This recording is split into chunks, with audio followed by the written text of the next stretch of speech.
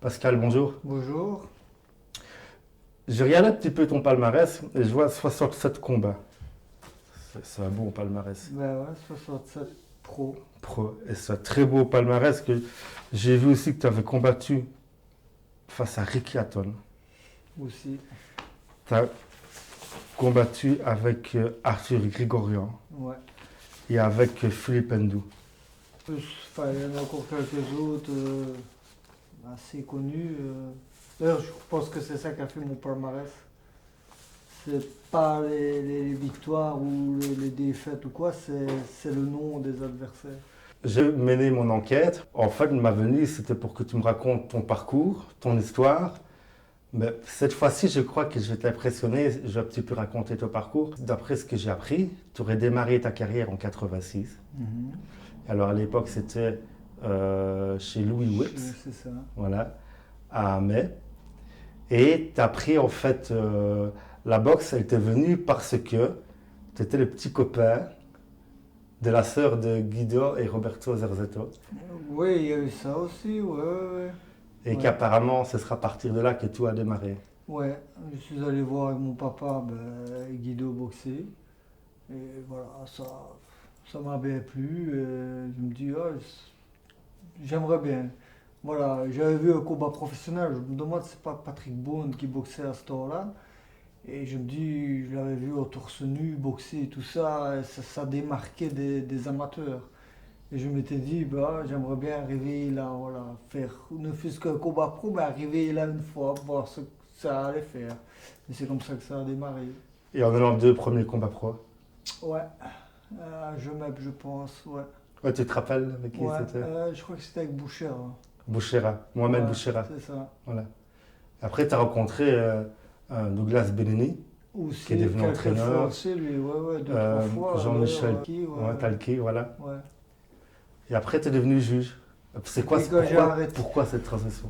ouais, quand j'ai arrêté, donc je sais pas, j'ai fait, je crois que c'est 2 ans au Luxembourg aussi, sous licence luxembourgeoise, encore avec voilà, j'étais parti. Et puis je suis revenu en Belgique, chez Jacques Iscalion à Gemep. Et puis, ouais, voilà, quand on a arrêté, Jackie n'était pas bien, il avait envie d'arrêter aussi. Moi, j'avais dit, je suis pas pour aller à gauche, à droite, donc j'avais dit, j'arrête aussi. Et j'ai arrêté parce que voilà, j'ai su là, j'ai fait mon premier combat à 16 ans. J'ai arrêté, puis on m'a proposé de, voilà, pour être arbitre ou quoi. Je me dis, ouais, je serai toujours dans le milieu, tout ça, voilà. En faisant les pauses au boulot et tout ça, c'est pas évident de reprendre une salle ou quoi. C'est ça que je me suis lancé vers l'arbitrage. Et en 2019, le retour. Le retour, ouais, le retour, ouais. J'ai recommencé, c'est pour une saison, de toute façon, on avait arrangé, voilà, le 21 décembre, ce sera terminé. Voilà, parce que j'ai eu beaucoup de soucis et ainsi de suite, et c'était pour moi, quoi. C'était un bien-être pour moi. C'est un défi?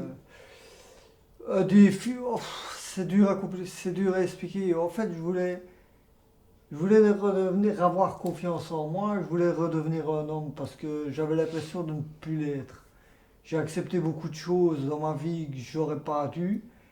Et, et voilà, il me fallait ça. Je me dis, il me fallait ça. Voilà, je me suis remis au départ, j'en ai parlé à Guido. Au départ, il ne voulait pas. Il dit non, non, t'as les enfants et tout, occupe-toi des enfants et tout ça.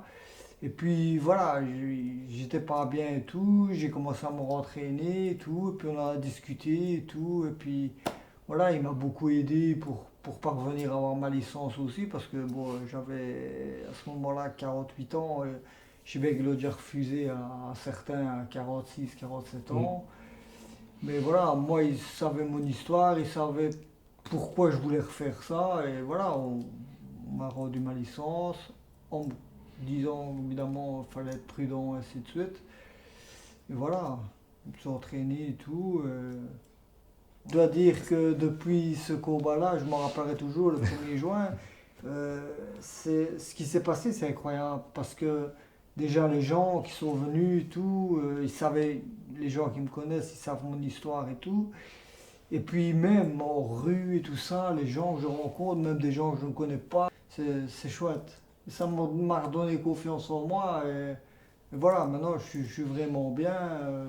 T'es retapé pour ton prochain combat alors. Ben oui, on aurait pu, mais non, non, on va refaire un pour les supporters parce qu'ils le méritent.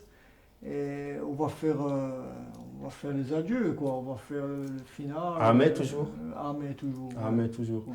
Et alors, ça t'a amené pas mal, ça t'a demandé pas mal de sacrifices pour démarrer, ça a été très dur. Ben, comme dans tout, quoi. J'ai arrêté, j'ai repris un peu du poids, puis avec les problèmes, j'ai un peu perdu, puis j'ai repris. Puis voilà, donc il a fallu recommencer l'entraînement. Dans la tête, j'ai encore 20 ans, quoi, mais c'est au corps, comme dit C'est ça. Guido, hein, il te rappelle tout de suite que Ouais, tu les as ouais. plus, quoi. Hein.